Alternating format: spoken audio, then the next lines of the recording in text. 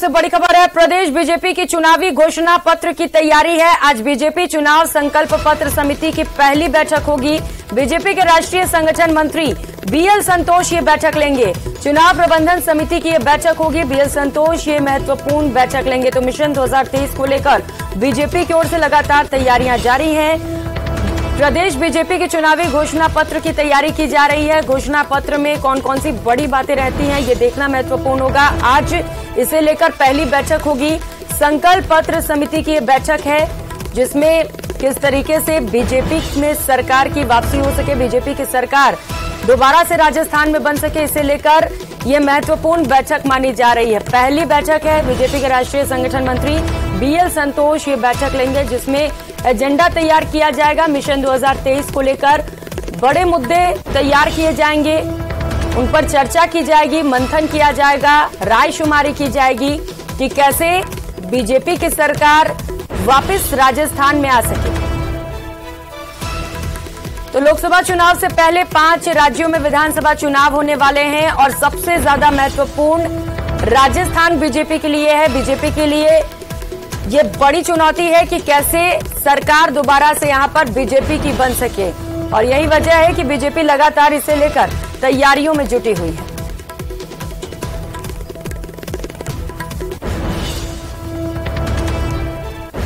तो मिशन 2023 को लेकर लगातार बीजेपी की ओर से तैयारियां की जा रही हैं। और अब बात बीजेपी के परिवर्तन यात्रा की करेंगे। परिवर्तन यात्रा से जुड़ी बड़ी खबर आपको बता दें, बीजेपी के राष्ट्रीय अध्यक्ष जेपी नड्डा इसकी शुरुआत करेंगे।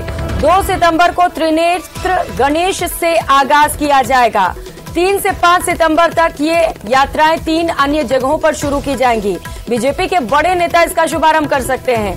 केंद्रीय गृह मंत्री अमित शाह से लेकर रक्षा मंत्री राजनाथ सिंह और नितिन गडकरी भी इसका शुभारंभ कर सकते हैं। ये अटकलें लगाई जा रही है, क्योंकि इससे पहले भी लगातार कहा जा रहा है कि केंद्रीय नेतृत्व में इस यात्रा की शुरुआत की जाएगी, और यही वजह है कि माना जा रहा है जिस तरीके से लगातार गृह मंत्री से लेकर रक्षा मंत्री प्रदेश का दौरा कर रहे हैं, और यही वजह है कि ये महत्वपूर्ण यात्रा भी उनकी ओर से शुरू की जा सकती है। परिवर्तन यात्रा के जरिए सरकार को बदलने की यहां पर कोशिश की जाएगी। किस तरीके से राज्य सरकार की नाकामियों को लोगों के सामने उजागर किया जाए, ये इस पर खासा फोकस रहने वाला है। तो बीजेपी की परिवर्तन यात्रा से जुड़ी इस वक्त की बड़ी खबर आपको बता रहे हैं। 2 सितंबर को त्रिनेत्र गणेश से यात्रा शुरू होगी। पहली यात्रा त्रिनेत्र गणेश से निकाली जाएगी। उसके बाद 3, 4 और 5 सितंबर को अन्य यात्राएं शुरू की जाएंगी।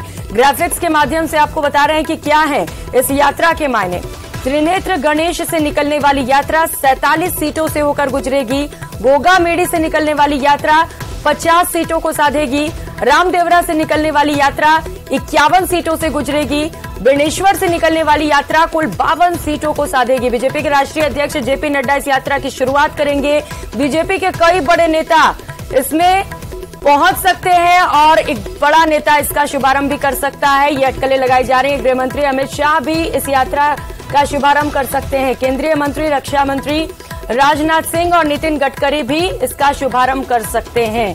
तो 200 विधानसभा की सीटें हैं और 200 विधानसभा सीटों को साधने की कोशिश अलग अलग 4 दिशाओं से ये यात्रा निकलेगी। परिवर्तन यात्रा, जहां पर राज बदलने की कोशिश की जाएगी। और खबर सामने आ रही है कि केंद्रीय मंत्री इस यात्रा की शुरुआत कर सकते हैं, फिर चाहे वो गृह मंत्री हो, रक्षा मंत्री हो या फिर नितिन गडकरी इस यात्रा का शुभारंभ कर सकते हैं। तो कई बड़े चेहरे भी इस यात्रा में नजर आने वाले हैं। बीजेपी के लिए परिवर्तन यात्रा बेहद महत्वपूर्ण है, जहां पर राज्य सरकार की नाकामियों को उजागर किया जाएगा। कई बड़े मुद्दे रहने वाले हैं। पेपर लीक एक सबसे बड़ा मुद्दा, जिससे युवाओं को साधने की कोशिश की जाएगी।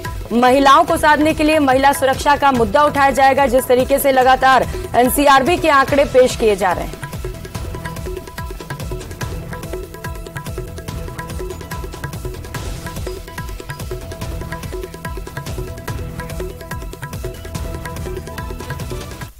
खबरों में आगे बढ़ते हुए बड़ी खबर का रुख कर लेते हैं। सीपीए के 9वें सम्मेलन से जुड़ी बड़ी खबर आपको बता दें। 9वें सीपीए सम्मेलन का आज समापन किया जाएगा। समापन समारोह में उपराष्ट्रपति जगदीप धनखड़ भी मौजूद रहेंगे। दोपहर 2:30 बजे समापन समारोह की शुरुआत होगी। तो कल शुरुआत की गई थी सीपीए के 9वें सम्मेलन की।